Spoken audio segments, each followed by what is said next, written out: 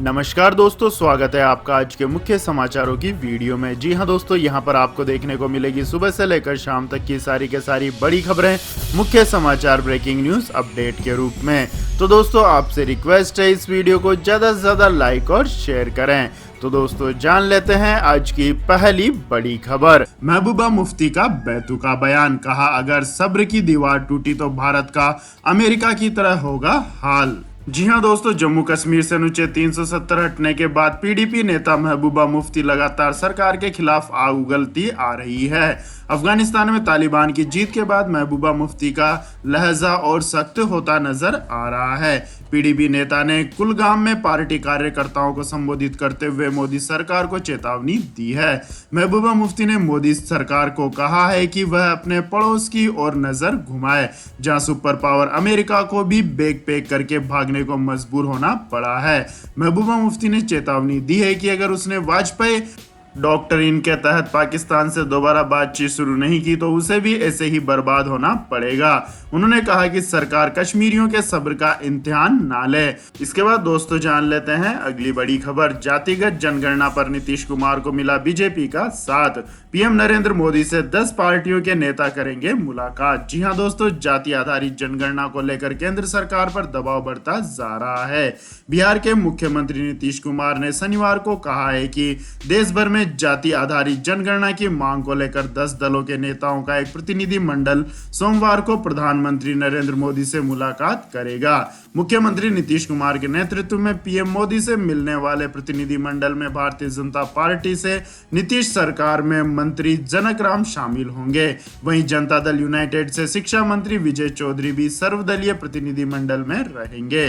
वहीं बिहार के नेता प्रतिपक्ष तेजस्वी यादव, कांग्रेस विधायक दल के नेता अजीत शर्मा, सीपीआईएमएल से महबूब आलम, एआईएमआईएम से अख्तरुल इस्लाम पूर्व सीएम और हम पार्टी के अध्यक्ष जीतन राम मांझी, वीआईपी के मुखिया और मंत्री मुकेश सहनी भी शामिल होंगे। इसके अलावा सीपीआई से सूर्यकांत पासवान और सीपीएम के अजय कुमार समेत 11 नेता शामिल होंगे। सोमवार को दिल्ली में प्रधानमंत्री से बिहार के प्रतिनिधिमंडल की मुलाकात होगी। इसके बाद दोस्तों, जान लेते हैं अगली बड़ी खबर। अफगानिस्तान में पहला तालिबानी फतवा जारी, लड़के लड़कियां नहीं पढ़ेंगी एक साथ। जी हां दोस्तों, तालिबान की ओर से पहला फतवा जारी कर दिया गया है।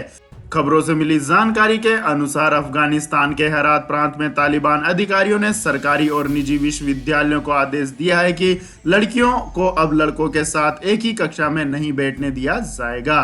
विश्वविद्यालय के व्याख्याताओं, निजी संस्थाओं के मालिक और तालिबान अधिकारियों के बीच 3 घंटे की बैठक में कहा गया है कि सह शिक्षा जारी रखने का कोई विकल्प और औचित्य नहीं है और इसे समाप्त किया जाना चाहिए। अफगानिस्तान में सह शिक्षा और अलग अलग कक्षाओं का मिक्स सिस्टम है, जिसमें अलग अलग कक्षाएं संचालित करने वाले स्कूल हैं, जबकि देश भर के सरकारी और निजी विश्वविद्यालयों और संस्थाओं में सह शिक्षा लागू की जाती है। इसके बाद दोस्तों, जान लेते हैं अगली बड़ी खबर। तालिबानी मानसिकता पर कसा कानून का शिकंजा, मध्य प्रदेश के बाद अब असम में 14 गिरफ्तार। जी हां दोस्तों, अफगानिस्तान की सत्ता पर तालिबान के कब्जे के बाद देश में राष्ट्र विरोधी तत्व सक्रिय हो गए हैं। वहीं कानून का शिकंजा भी तेजी से इन अवांछनीय तत्वों पर कसता जा रहा है। अधिकारियों ने शनिवार को बताया है कि असम पुलिस ने सोशल मीडिया पर तालिबान से संबंधित पोस्ट डालने के आरोप में कम से कम 14 लोगों को गिरफ्तार किया है। असम के विशेष पुलिस महानिदेशक जीपी सिंह ने कहा है कि लोग ऐसे पोस्ट और लाइक को लेकर सावधान रहें। समाचार एजेंसी की रिपोर्ट के मुताबिक इन 14 लोगों को असम पुलिस की साइबर सेल ने ट्रैक करने के बाद गिरफ्तार किया है। गुवाहाटी के एक वरिष्ठ पुलिस अधिकारी ने बताया है कि ये आरोपी असम के 10 जिलों से गिरफ्तार किए गए हैं। असम में कम से कम 17 सोशल मीडिया प्रोफाइल को तालिबान से संबंधित विभिन्न पोस्ट करते हुए देखा गया है। इन पोस्टों में राष्ट्र विरोधी तत्वों द्वारा अफगानिस्तान में तालिबान की गतिविधियों का समर्थन करते हुए टिप्पणियां की गई है। इसके बाद दोस्तों, रुक करते हैं अगली खबर का। सितंबर में बच्चों के लिए कोरोना वैक्सीन ज़ाइकोवी-डी की सप्लाई होगी शुरू, अगले सप्ताह मिलेगी कीमत की जानकारी। जी हां दोस्तों, कोरोना महामारी से बचाव के लिए देश में जारी वैक्सीनेशन अभियान के तहत अब 12 साल से अधिक उम्र के बच्चों के लिए नीडल्स फ्री कोरोना वैक्सीन ज़ाइकोवी को मंजूरी मिल गई है और अगले माह से इसकी सप्लाई शुरू हो जाएगी। साथ ही आने वाले सप्ताह में इसकी कीमत भी स्पष्ट हो जाएगी।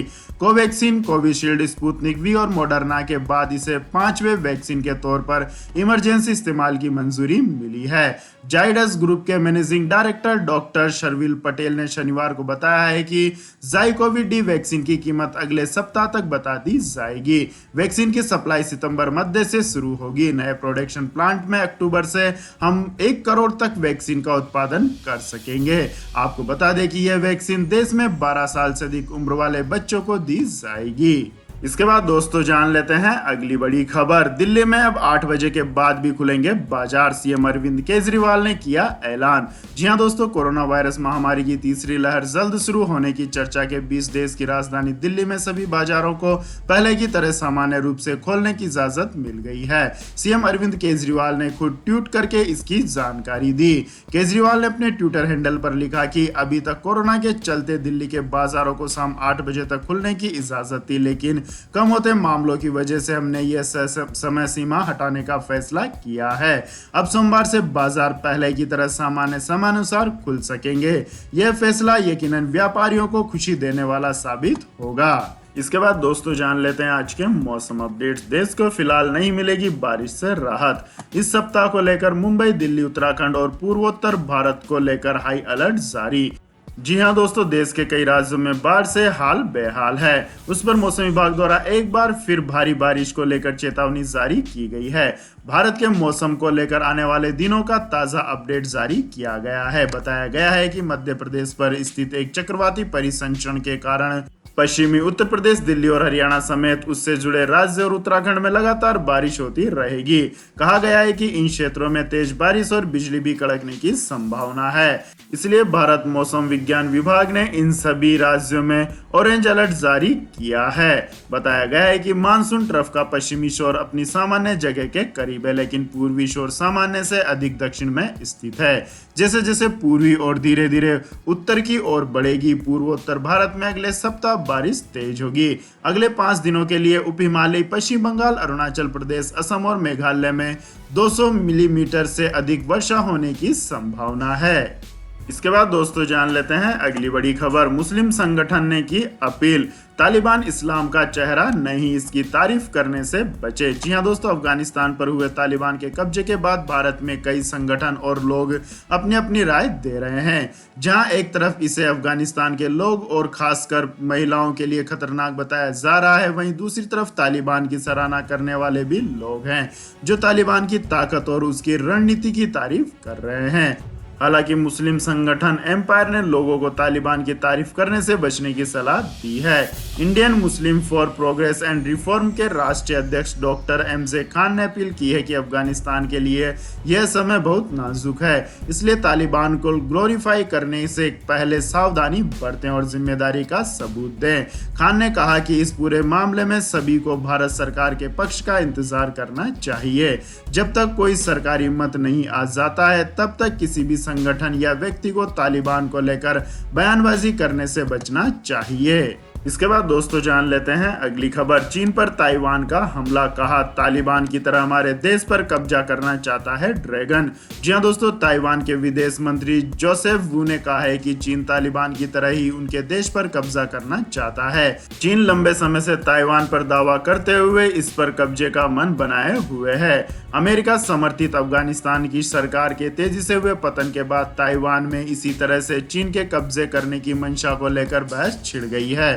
चीनी मीडिया इस बात को हवा दे रहा है कि काबुल का हश्र ये बताने के लिए पर्याप्त है कि ताइवान अब अमेरिका पर भरोसा नहीं कर सकता है। अमेरिकी विदेश विभाग ने हाल ही में चीन से कहा है कि वह ताइवान पर दबाव बनाना बंद करे।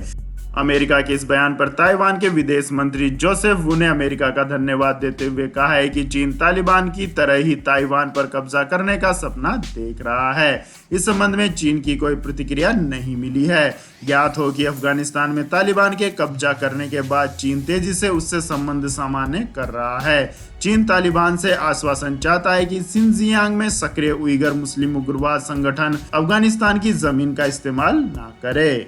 इसके बाद दोस्तों जानते हैं अगली बड़ी खबर। बिजनेस बढ़ाने के लिए छोटे कारोबारी ले सकेंगे 50 लाख रुपए तक का लोन, फेसबुक ने शुरू की स्कीम।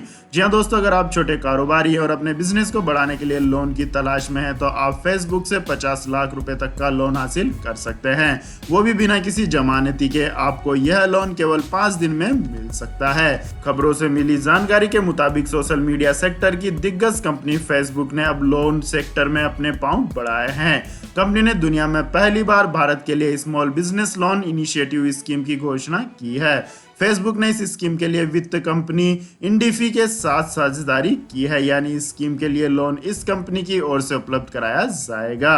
इसके बाद दोस्तों जान लेते हैं अगली बड़ी खबर। रक्षाबंधन ऑफर, पेटीएम और अमेजन से खरीदें गिफ्ट कार्ड और पाएं आकर्षक कैशबैक। जी हाँ दोस्तों, राखी या रक्षाबंधन का त्योहार भाई बहनों के प्रेम का प्रतीक माना गया है। ये त्योहार पूरे भारत में हर वर्ष श्रावण मास की पूर्णिमा के दिन मनाया जाता है। इस दौरान बहनें अपने भाई की समृद्धि और लंबी आयु के लिए उनकी कलाई पर रंग बिरंगी राखियां बांधती है। वहीं भाई भी अपनी बहनों को उनकी सुरक्षा का वचन देते हैं और उपहार देते हैं। अगर आप रक्षाबंधन के मौके को स्पेशल बनाना चाहते हैं और बहन के लिए राखी का गिफ्ट ढूंढ रहे हैं तो अब परेशान होने की जरूरत नहीं है। दरअसल पेटीएम और अमेजन जैसे ऐप के जरिए गिफ्ट कार्ड खरीदने पर कुछ रोमांचक ऑफर्स और आकर्षक कैशबैक मिल रहे हैं। तो यह थी दोस्तों आज की सभी महत्वपूर्ण बड़ी खबरें। और दोस्तों बारी आती है आज के माइंड क्विज क्वेश्चन की, जिसका जवाब देकर आप बन सकते हैं एक शानदार उपहार के विजेता। तो दोस्तों आज का सवाल है, भारत में सर्वाधिक धान किस राज्य में उगाया जाता है? जी हाँ दोस्तों, अगर आपको इस सवाल का जवाब आता है तो तुरंत कमेंट सेक्शन में लिख दीजिए। इस वीडियो को लाइक कीजिए, शेयर कीजिए और हमारे चैनल को सब्सक्राइब करके बेल आइकन का बटन भी दबा लें। धन्यवाद। जय हिंद, जय भारत, वंदे मातरम।